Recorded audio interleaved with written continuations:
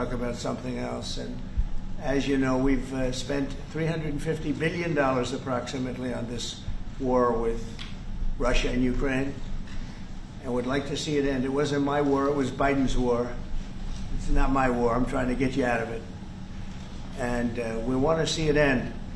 And I'm disappointed in President Putin because I thought we would have had a deal 2 months ago, but it doesn't seem to get there. So based on that, we're going to be doing secondary tariffs if we don't have a deal in 50 days. It's very simple. And they'll be at 100%. And that's the way it is. It can be more simple. It's just the way it is. I hope we don't have to do it. But regardless, we are going to be, we make the greatest military equipment in the world, whether it's missiles. You saw that recently in Iran, the way those planes flew in. They had every single, 14 bombs hit every target. Then you had the helicopters shoot a total of 30 bombs, 30 missiles, and they hit every single, Marco, is that right? Every single piece, every single target. And it was, I guess, on a scale of 0 to 10, they say it was about a 15. That's how successful it was. That's how lethal it was, a word they like to use nowadays. But it was an amazing, well-organized attack that people in this country wanted to do for 24 years. You know, when we had the pilots in last week, they were saying, sir, we've been practicing this for 24 years, meaning people, not them, but other people that are a little older now. But they too, and you were the one that let us do it. But we've been practicing it 3 to 4 times a year for 22, 24 years, because they always knew they had to stop Iran from doing what they were doing, which is trying to come up with a nuclear weapon, a nuclear bomb. And we did it very successfully. And we make the best equipment, the best missiles, the best of everything. The European nations know that. And we've made a deal today, and I'm going to have Mark speak about it, but we've made a deal today where we are going to be sending them weapons and they're going to be paying for them. The United States will not be having any payment made. We're not buying it, but we will manufacture it and they're going to be paying for it. Our last meeting of a month ago was very successful in that they agreed to 5%, which is more than $1 trillion a year, so they have a lot of money. And these are wealthy nations. They have a lot of money and they want to do it. They feel very strongly about it, and we feel strongly about it too. But we're in for a lot of money and we don't want to do it anymore. And we can, but we make the best, and we're going to be sending the best to NATO, and in some cases to maybe, at Mark's suggestion, if we go to Germany, where they're going to send early on missiles, and they'll be replaced, and NATO is going to take care of it. It's going to be coordinated by NATO, and they're going to work very much with Matt Whitaker, who's right here, who's a great ambassador, and Matt's going to be coordinated. You better do a good job, Matt. I will. But Matt's going to coordinate. He's a very talented guy. He's going to coordinate everything. So in a nutshell, we're going to make top-of-the-line weapons, and they'll be sent to NATO.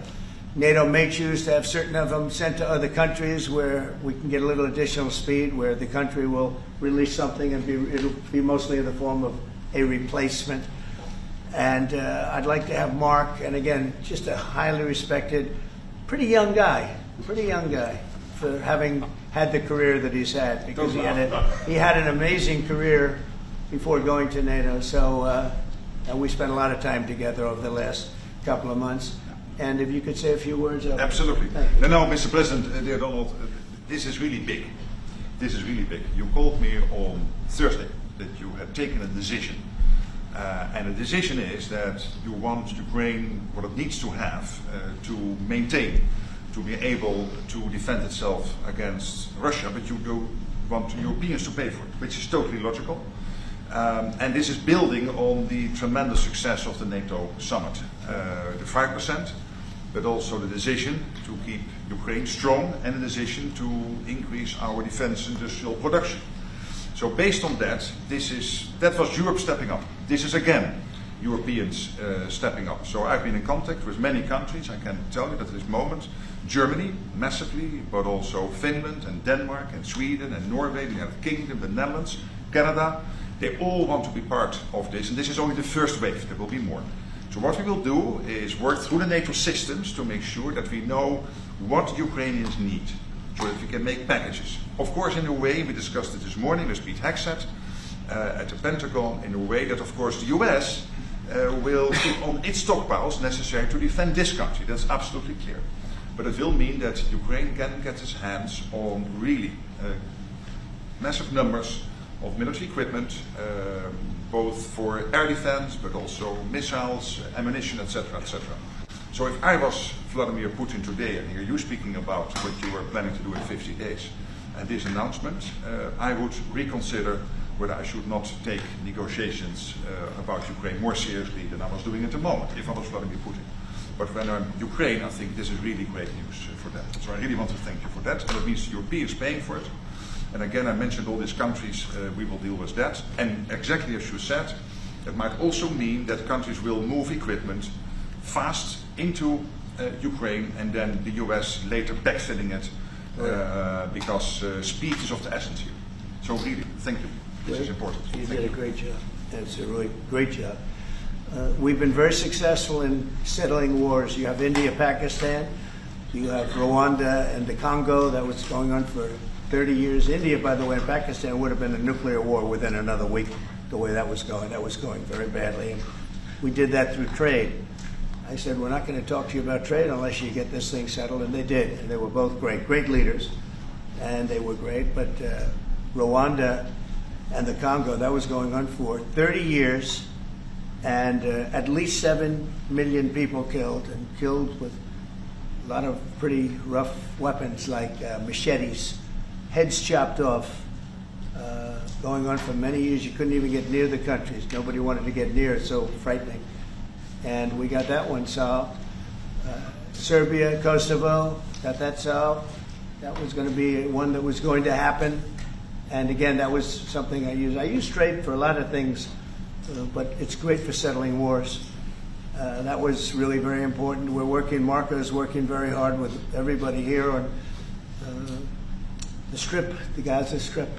I call it the Gaza Strip, one of the worst real estate deals ever made. They gave up the oceanfront property, one of the worst deals ever made. But it was supposed to bring peace, and it didn't bring peace. It brought the opposite. But we're doing pretty well on Gaza. Steve Witkoff is here, and I think we could have something fairly soon to talk about.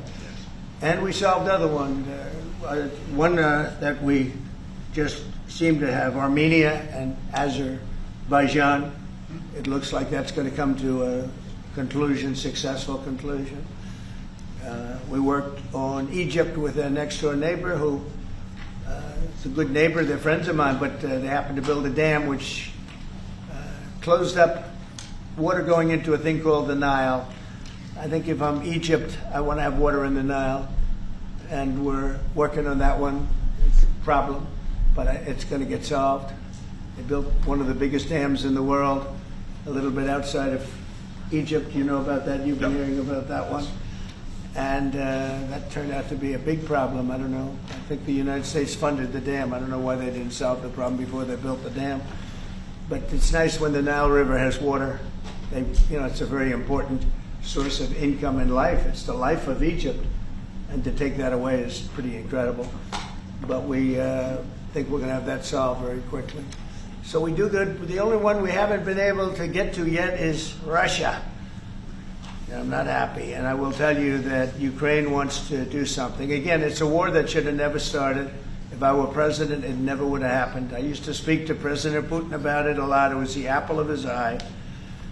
But once I saw what was going on, I said, they're going to have a war here. I was outside. Election was rigged. And I was outside looking in, and I said, that thing's going to be a war. Couldn't believe it, because what Biden said was the exact opposite of what should have been said. And it started, and it's a real mess. We're losing, I guess they're losing 5,000 or 6,000 people a day. It's actually now more. I was saying 5,000 a day. It's actually more now. Mostly soldiers, but a lot of people in cities and towns that are getting blown up too. It's a horrible war, and it should be stopped. And so if it's not done, if we don't have an agreement in 50 days, that's what we're doing. Secondary tariffs, and they're biting. And I hope we don't get to the point where we do, but I've been hearing so much talk It's all talk. It's all talk, and then missiles go into Kyiv and kill 60 people. It's got to stop. It's got to stop. But the purpose of this is to say that this is a very big deal we've made. This is billions of dollars worth of military equipment is going to be purchased from the United States, going to NATO, etc. And that's going to be quickly distributed to the battlefield. Ukraine will take it up. And, you know, say what you want about Ukraine. When the war started, they had no chance. And they still would have had no chance if the equipment, they had the best equipment, because we do make the best planes and missiles, and we make the best military equipment in the world by far. You know, we have new things coming out that are beyond belief, and I'm very excited about the Golden Dome. It's going to give us very strong protection. We've already started that. But they had courage, because somebody has to use that equipment. And they fought with tremendous courage, and they continue to fight with tremendous courage. But they don't have, they're losing on equipment, and Russia's really taken a very positive, very strong, I mean, what they've done the last couple of weeks. Without military reasons. So what they are doing is That's 700 drones a day, missiles, bombing cities. This is not because of military goals. It is just creating panic, hitting keeping towns. people out of their sleeps, hitting towns. It's really terrible, and it is meaning a lot of people lose their lives, but also the infrastructure, whole cities being Well, they're destroyed. wiping out the electric. It's going to take years to rebuild it. That's going to be the next problem. Because, but that's going to take a long time. Cities, many of the cities are knocked down to the ground. Many of the people have left, but many have stayed. I don't know. They actually stay. And most have stayed. Actually, it's incredible that they stay, and knowing that a missile could be hitting your apartment house, and your apartment house that you're sitting in could collapse on top of you. And they do very heavy construction. They don't use rebar. They do very thick concrete construction. Those are heavy buildings, big buildings, and heavy buildings, and they collapse like they're made out of paper. It's unbelievable to see this happening with people, so many people being killed. So we think we're going to make progress, and we hope we're going to make progress. In the meantime, we're going to get you good service on what you need. And we really became friendly with NATO this last meeting. You know, we went from 2% to 5%, which everyone said was not even a possibility. They weren't paying 2%. Many of them were paying much less than 2%. But even those, since you became president, all committed to the 2% before the summit. And now collectively we committed to the 5%. That's right, they did. They've been very good. And I think I made a lot of friends over there. We had a couple of days of very intensive talks. And they're great people. They're leaders of countries. Leaders of countries. Many of them great countries, some of them smaller countries, but for the most part, I'd say very solid, strong countries, and very successful. Some of them are among the most successful countries in the world. So that's the story. We hope that's going to have an impact on Vladimir Putin, and we hope it's going to have an impact on Ukraine also. We want to make sure that Ukraine does what they have to do. All of a sudden they may feel emboldened, or maybe they don't want. You know, this is a very difficult situation. Ukraine wants a peace deal. I think so. And they will stay committed to that, there's no doubt. They want it. But the Russians have to become They have to serious. continue to want it, though. Yeah, I agree. But you and I will make sure of that. All of a sudden they get no. You and I will make sure of that. We'll make sure. I feel confident that they will do what has to be done. Plus, we have certain parameters that both sides know, and we already know what should be done. So I think that's going to be it's going to be very strong. We want everlasting peace. Any questions, please? Yes. Thank you, Mr. President. What was the tipping point for you in making this decision? Was it a conversation with President Putin? Was it a piece of intelligence? And why are you giving 50 more days? I think I think it's a very short period of time. I think, don't forget, I've just really been involved in this for not very long.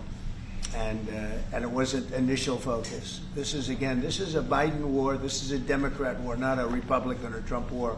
This is a war that would have never happened. It shouldn't have happened. A lot of people being killed. When the final numbers come in, you're going to see a lot more people are being killed in this war than you think, than you've been writing about. It's a very deadly war. They're all bad, but this is a very deadly war. The numbers are going to be far greater. When an apartment house comes down, and they say 2 people were slightly injured. No, many people were killed. and those numbers will be at some point accurately reported. So far, they're not. It's a deadly war. I think that you're just going to see. I think you're going to see strong movement. I hope so. I hope so. And what about the secondary tariffs are very, very powerful. What about the tariffs that the Republicans in the House and the Senate have ready? Those Yeah. were 500%. Sure. Why are you doing 100%? Well, the Republicans are moving very strongly in the Senate, giving us total control of it, but I'm not sure we need it, but it's certainly good that they're doing it. And Lindsey Graham's working hard, the whole John Thune, all of them, they're all working hard. And they're in coordination with Mike Johnson, Speaker in the House. And I think they've actually crafted a pretty good piece of legislation. It's probably going to pass very easily. And that includes Democrats. And there's some little tweaks, but I don't want to say I don't need it because I don't want them to waste their time. It could be very useful. We'll have to see. But we can do secondary. We're probably talking about 100% or something like that. So can you clarify We can do for me? secondary. We can do secondary tariffs without the Senate, without the House. But what they're crafting also could be very good. So are you suggesting then that the Congress should move forward with those sanctions, the 500%, and that your 100 would be a separate additional package? Yeah, I mean the 500 is, sort of meaningless after a while because at a certain point it doesn't matter. It's not going to be, 100. 100 is going to serve the same function.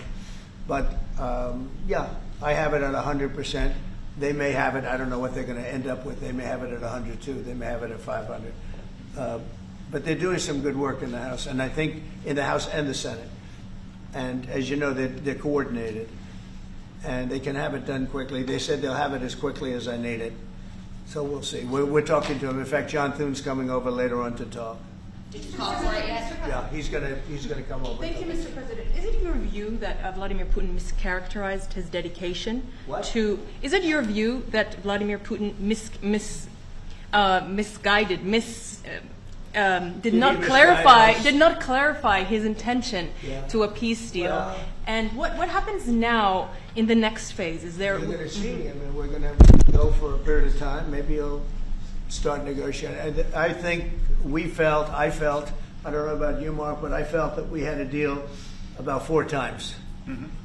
And here we are, still talking about And he making didn't it. send serious people to the negotiations. So I remember that you were able, with Marco Rubio and with Steve Witkoff, to get these talks going in Istanbul. Yep.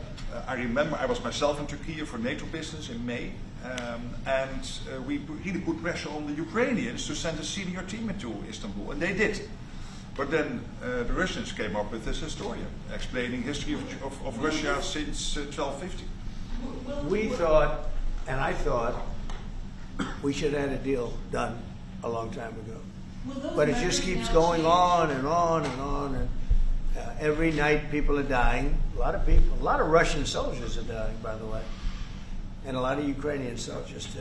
But a lot of Russian soldiers are dying. 100,000 Russian soldiers since 1st of January. Since January. 100,000 Russian soldiers dead since January. So if anybody in Moscow is listening to this, again, 100,000 dead Russians since January. This is what President Putin is doing at the moment. Yeah, please. Will these be Patriot missiles specifically, or Patriot batteries that you're planning? And Everything. when do you everything. It's everything? Patriots. It's all of them. It's a full complement with the batteries. And when do you expect them to arrive in Ukraine, sir? Well, we're going to have some come very soon, within days, actually. Because a couple of the countries that have Patriots are going to swap over and will replace the Patriots with the ones they have. And Matt will coordinate with NATO. But so it's going to be, they're going to start arriving very soon. And this afternoon, Boris Pistorius, the German defense minister, is visiting Pete Hegseth, the Secretary of Defense, and we'll discuss also, I think, on this whole Patriot thing. Norway is involved, so that's on the Patriots, but this whole deal is also about missiles or ammunition, so it's broader than Patriots. We have one country that has 17 Patriots getting ready to be shipped. They're not going to need them for them. So we're going to work a deal where the 17 will go, or a big portion of the 17 will go to the war site. Mr. President. That can be done very quickly. Mr. President. Mr. President, Yeah, please. could this transaction with NATO be viewed as a step towards achieving peace, letting Putin know that now Zelensky has a little bit more powerful tools in his tool chest, and maybe that brings him to the table to achieve peace. So I know that you wanted to do that. Brian, that's what we've been saying. I think you might have expressed it better if you wanted to. I'm just trying to exactly what That was a summary. That was a nice summary. You might. I think he's done better than us. He's a very good guy. I can tell you that. But no, it's well said. Yeah, I think this is a chance at getting peace, or it's just going to be the same thing. I have to tell you, Europe has a lot of spirit for this war. A lot of people, when I first got involved, I really didn't think they did, but they do. And I saw that a month ago, and you were there, many of you were there. The level of esprit de corps, spirit that they have is amazing. They really think it's a very, very important thing to do, or they wouldn't be doing it. Look, they're agreeing to, they're paying for everything. We're not paying anymore. We have an ocean separating us. I said, we have a problem. We make the best stuff, but we can't keep doing this. And Biden should have done this years ago. He should have done it from the beginning, but he didn't. He didn't know he was there. This guy, what a horrible job they did for this country. And I just hope between the border and this and so many other inflation, what a horrible administration. The worst administration in history, in my opinion. That's not my opinion. I think it's everybody's opinion. But this is something that shouldn't have happened, and we're going to see if we can end it. If I can follow up. I do want to make one statement. Again, I said it before. This is not Trump's war. We're here to try and get it finished and settled and whatever. Because nobody wins with this. This is a loser from every standpoint. From day This one. was Biden, and this was other people. And it's a very sad. It's a very sad situation. This gentleman's doing a great job. I think he's going to get it, and Matt and everybody else that's working on it. I think he'll get this thing over with. Hopefully. Mr. President, you've praised European countries today as standing up for Ukraine, as being strong. Will you allow them to continue to negotiate tariffs lower than 30% before August 1st, or is the deal set at this point? What does that mean? You mean you're talking about the tariffs? On trade, on tariffs. You're back on tariffs. You're on a more friendly tariff, right? A little bit more friendly tariff. Perhaps. No, we're going to be talking to people. We have, I watched the show this morning. They were talking about, well, when's he going to make the deal? The deals are already made. The letters are the deals. The deals are made. There are no deals to make. They would like to do a different kind of a deal, and we're always open to talk. We are open to talk, including to Europe. In fact, they're coming over. They'd like to talk to us. Mr. President, is there any concern about the U.S. stockpiles? There was a pause in delivery of weaponry to Ukraine in order to evaluate, apparently, the U.S. stockpiles. What came out of that? Evaluation. I mean, this was a very big, what we're talking about today is a very, very big day. And what Pete was doing, and me too, I knew what Pete was doing, was evaluation, because we knew this was going to happen. And now we actually announced it. They voted on it. It's all been done. So obviously that has a big impact on, when you say pause, obviously you're not going to be doing things if you don't know what's going to happen here. But we were pretty sure this was going to happen, so we did a little bit of a pause.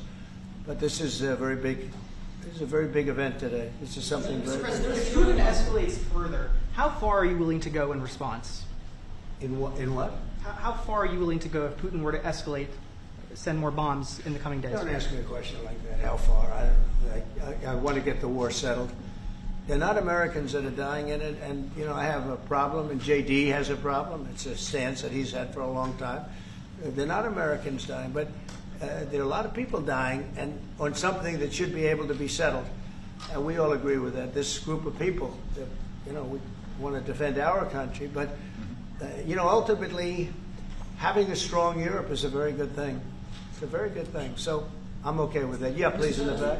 Yeah. Is there a ceiling on what the Europeans are willing to pay for? And it sounds like, are you ruling out the U.S. paying for from additional weapons through drawdown authority? Shall I try to answer that? Because basically what the president is saying, that he is willing, of course, taking into consideration what the U.S. needs itself. So it's not that you can have a shopping list and you can order whatever you want, because the U.S. has to make sure that the U.S. keeps its hand on what the U.S. needs also to keep the whole world safe, because in the end you are the police agent of the whole world. You're the most powerful nation on earth, the most powerful military on earth, But given that, the US has decided to indeed massively supply Ukraine with what is necessary through NATO. Europeans 100% paying for that. And what we have been doing over the last couple of days is talking with countries, and I just mentioned the ones who in the first wave immediately said, we want to chip in. And then you are really talking about big numbers. Take Germany visiting today. They are really talking about big numbers. Can we get some clarity? I will say that I spoke with Germany, spoke with most of the larger countries, and they are really enthusiastic about this. They want to, and they're willing to go very far. I will tell you, as per your question, how far would I go? They want to go very far. They don't want this to happen. That's why I think from Putin's standpoint, it would really be good. He gets the country's economy is doing very poorly, and he's got to get his economy back. He's got to save his economy. He could save his country in a sense, but the economy can destroyed a lot of countries over the years. He wants to get that economy back. And he's got a great country for trading and other things. If they could use the assets instead of war, he's got some tremendous potential. That's what I would say. How did you deliver this news to Putin, sir? Say it? How did you tell Putin this was coming? I speak to him a lot about getting this thing done. And I always hang up and say, well, that was a nice phone call. And then missiles are launched into Kyiv or some other city. And I said, it's strange. And after that happens 3 or 4 times, you say, the talk doesn't mean anything. My conversations with him are always very pleasant. I say, isn't that a very lovely conversation? And then the missiles go off that night. I go home, I tell the First Lady, I spoke to Vladimir today. We had a wonderful conversation. She said, oh, really? Another city was just hit. So it's like, look, he's, I don't want to say he's an assassin, but he's a tough guy. It's been proven over the years. He's fooled a lot of people. He fooled Bush. He fooled a lot of people. He fooled Clinton, Bush, Obama, Biden. He didn't fool me. But what I do say is that at a certain point, ultimately talk doesn't talk. It's got to be action. It's got to be results. And I hope he does it. It's potentially such a great country to be wasting so many people on this and the money. And look at what's happened to his economy. Look at what's happened. So, and with the threat in 50 days, yeah, the economy will be hit very hard. I mean, look, I hope he's going to do it. He knows the deal. He knows what a fair deal is. If there is such a thing as a fair deal, there's no winners here. This is a loser. This is a loser. And I dealt with him from the beginning. And it wouldn't have happened, but I will say Ukraine was the apple of his eye. We talk about it. It was the apple of his eye, but it wasn't going to happen. And he understood that. It wasn't going to happen. And then I noticed, after I was out, I noticed soldiers forming at the border. Yeah. And then I heard horrible, stupid things being said from the other side. And I said, they're really handling it very, very wrong. It's a shame. Yeah. Can I add one thing, and that is about President Trump, because you came in office in January. On the 12th of February, you had your first phone call with Putin.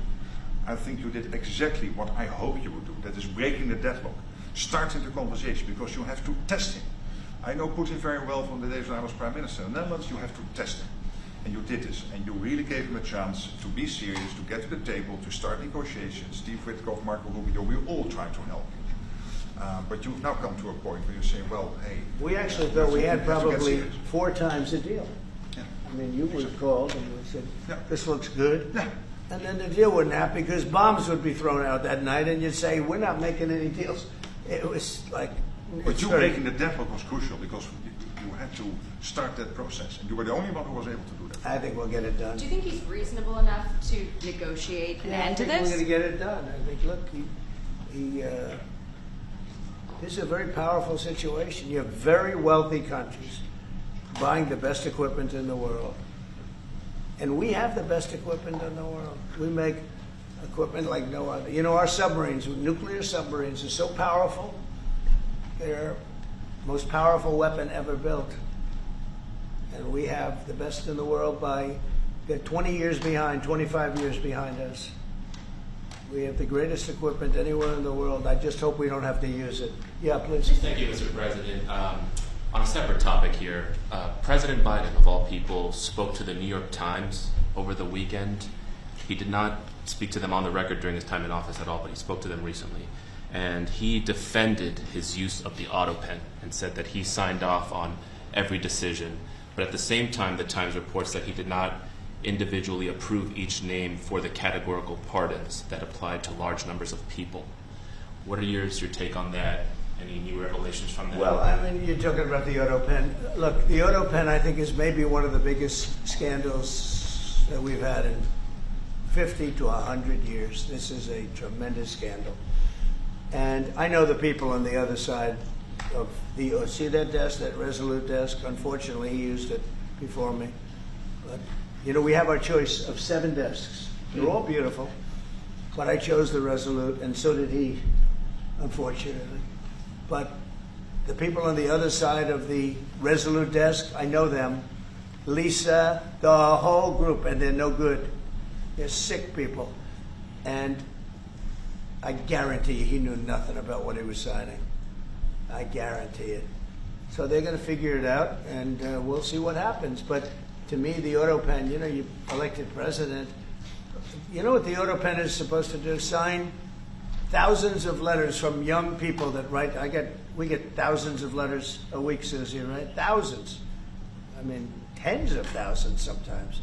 I look at a room, there's a room where we have many, many people working, responding and sending letters back. That's what an auto pen's supposed to be. To write to a young 7-year-old boy that writes to the president, and he wants to be president someday, and he loves America. That's what the auto pen's supposed to be. It's not supposed to be for signing major legislation and all the things. No, the auto pen, and I doubt he knew. I doubt they even spoke to him about it. I think they had, it's called a freewheeling auto pen.